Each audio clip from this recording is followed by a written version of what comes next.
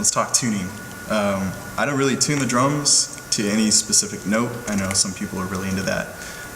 Just what you want is a big fat sound. Like I said before, that floor tom, since you're on it for more of the driving part, should just have that attack but still have that huge low end. So you obviously want these really loose. Heads are really important. I should have probably covered that in gear, but heads are really important to get the specific sound that we've kind of settled on.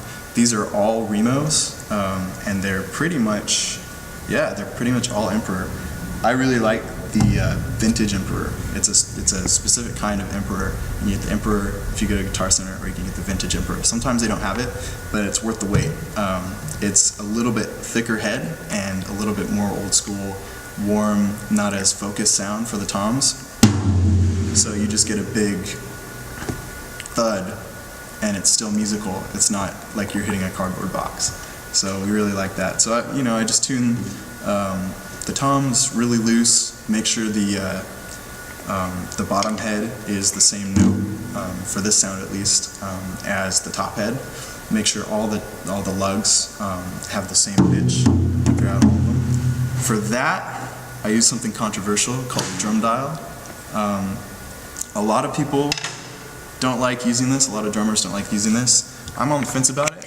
I think it's really helpful for times where you can't make noise tuning the drums, or you need to do it really quickly.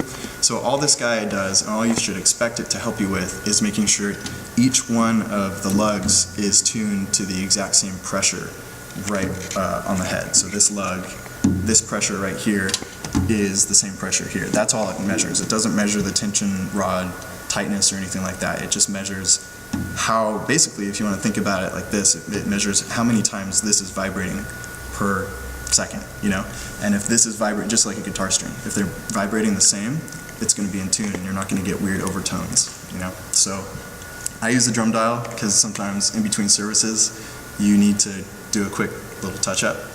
And yeah, you just put it on here, take note of, for the specific kind of head, the specific drum, top head versus bottom head, you want to take note of the number that it gives you, and that's just corresponds to the pressure on the drum head. So if you tune it by ear, which I'm a big fan of, do the majority of your tuning by ear for this drum, and then use this to kind of fine-tune what your ear is telling you. I think you'll get a good result. So those are the toms. The kick drum is pretty easy. I also use the drum dial sometimes on that thing. Really loose front head and medium loose on the resonant head. Snare gets a little bit more complicated. We're lucky here because we have a Black Beauty. You can't really tune that thing too horribly wrong. But usually I've been playing around with snare tunings lately. Usually I like to go for the top maybe medium tightness and the bottom medium to tight. There are some people that say you should tune your snare a minor third above the top head on the resonant head or on the snare side.